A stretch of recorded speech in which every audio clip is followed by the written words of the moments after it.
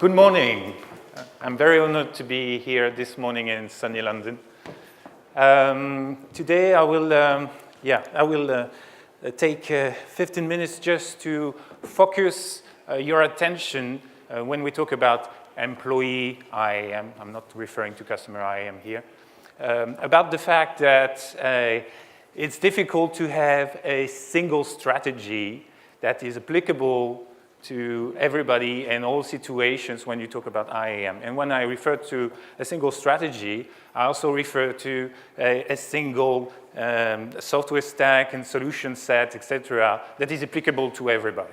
So let's talk very shortly about the driving forces for IAM. You probably have one or multiple of those driving forces that triggered your IAM initiative.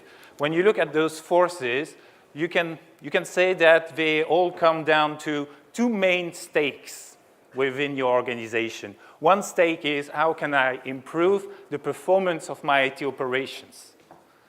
Be more efficient, spend less time, provide a better service to my customers, or my internal customers then, in this case. But there's a second stake, which is, how can I better handle the risks related to access?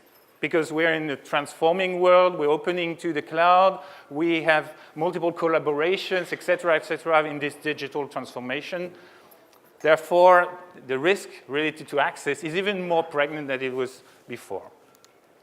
Now, how do you set the balance? Because I can tell you that those two stakes require very, very different strategies and tool sets and organizations, etc. So you really need to think about where you set the cursor. Is your project oriented towards IT performance, or is it oriented risk management? And then you will find ways to better structure this project. Let's take a very simple example. A few priorities that are really specific to IT performance. First, prioritization. How do you define the scope of your project? You will prioritize based on ROI. Because basically, performance means better optimization, standardization, et cetera, and that goes through automation. And automation makes sense if you can automate a lot of things.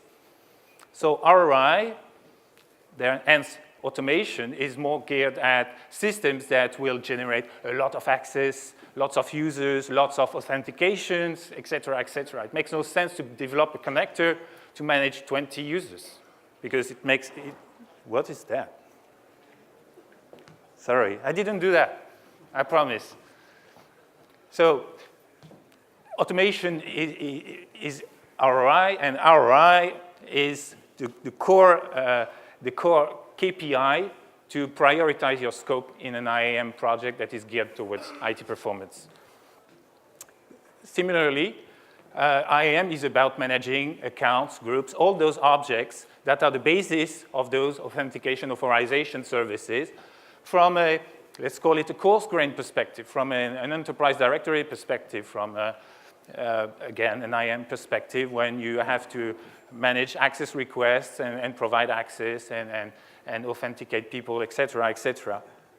And of course, you need to ensure the consistency of those objects across the resources, across the user populations, et cetera. And one way to do that is, for instance, to implement an abstraction layer such as a role model. So you group those entitlements into roles, and you want to ensure the consistency of those roles. But again, it's coarse-grained. So you just scratch the surface, but you don't go into the granular permissions within the business applications. It's not the role of the IAM system. And for that, you have a stack of services such as access provisioning, SSO, self-service, et cetera. Now, if we look at the same approach, but from a risk management perspective, it's very different. Prioritization is based on the sensitivity, on the risk level of the resources that you want to include in your scope. So it will ultimately not be the same resources as an IAM project. The emailing system is not a priority from a risk perspective. That's what I'm saying. Similarly, you don't want just to manage accounts and groups.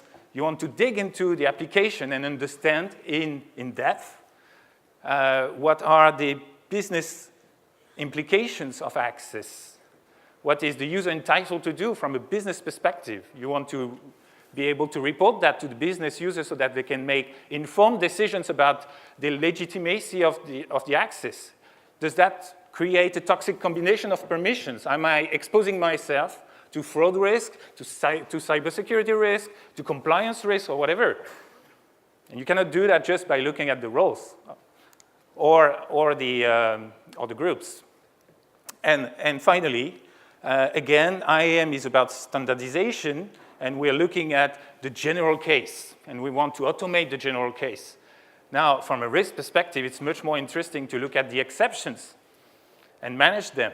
And by managing, I mean identifying them, documenting them, following them over time, which is not the role of the IAM system again, from an IT performance perspective.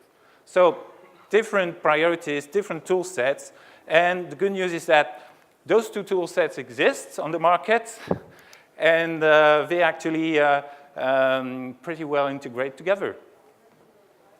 Access recertification, continuous monitoring, analytics, etc. So you can see that as an extension of the traditional IAM stack that you've probably heard about.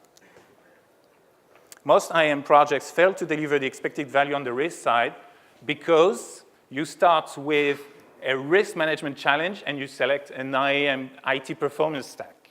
So there's a mismatch. Brainwave GRC, we're a software vendor, we're a European software vendor. We are a pure player on this identity analytics and governance side.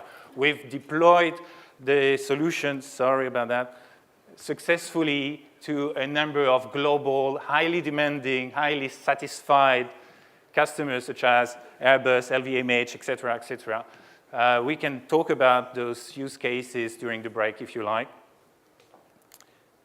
And we have a single integrated platform which delivers three main applications, if you like: data governance, application governance, analytics, identity governance, and then internal control automation, which is basically more a fraud-oriented offering for ERPs and financial systems. Finally, I will illustrate all that with a true customer case. I'm not at liberty to tell the name of the customer, but you can maybe guess, or maybe we can talk about this in a private way. It's a large manufacturing customer. We're talking about 500,000 identities. That's called the extended enterprise. So not only internal employees and contractors, but also the suppliers and the customers. And they implemented a full IAM stack to manage those identities and provide access to thousands of resources, literally, on-prem, in the cloud, at the supplier, etc. Perfect. 500,000 identities translate into 1.5 million accounts in those corporate enterprise directories managed by the IAM system. And around roughly 500,000 groups, which are the coarse grain entitlements. If you look at the business application on the right hand, we're talking about thousands of resources, and we're talking about hundreds of millions of granular access rights. And this is where the risks reside.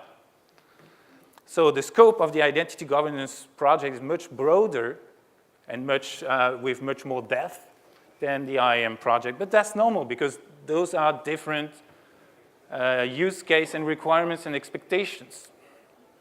And to compare those two technologies, just a few KPIs about those two projects. The IAM project, time to delivery about 24 months, which was very, very efficient and a great achievement based on the scale of this project.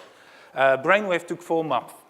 And essentially, it was all about data integration and managing to grab all the data we needed to build the analytics platform in such a complex environment. Coarse grain only on one side, coarse grain, fine grain, granular permissions, business applications, permissions on the other side, but also unstructured data in the same platform. So file access on Unix systems, in the cloud, on Windows systems, etc. The IAM system, which they operate today, It handles thousands of access requests, account creation, updates, etc. every day. Brainwave, we don't do that at all. But what we did was to grab 150,000 orphan accounts that were just not reconciled through the IAM system, through the standardized general case process which is implemented in the IAM system. And we helped them reconcile to their owner those 150,000 accounts using a collaborative approach. And we're using our advanced reconciliation algorithm. So, you know, I don't know, mistypings in the name, et cetera, et cetera. And finally, 10,000, more or less 10,000 business roles, which are essentially unmanaged because over time they accumulated those business roles. Now, how do you manage in a sustainable way a role model when you're a company this size? Well, one way to do that is actually to have this background process, which is partly based on algorithm, again, data mining, peer group analysis, etc., and also based on workflows, access recertification, collaboration across all the stakeholders to suggest role revisions, to suggest role deletion, to suggest role consolidation, and build this sustainable role model over time. Shedding light in the dark corners of the information system. That was how our customer, after a few months, explained the value of Brainwave as he perceived it. We realized that there were places where we haven't been for a long time, and there were lots of ugly things in those corners, in those dark corners. So, as a conclusion, focus your IAM deployment on what IAM is good, which is essentially the traditional IAM stack is good at IT performance. You understood me, I guess. Choose a dedicated tool for risk, for analytics, for those governance-oriented features. And there are very good tools on the market, and I would love to be able to discuss that with you during the break. Thank you very much.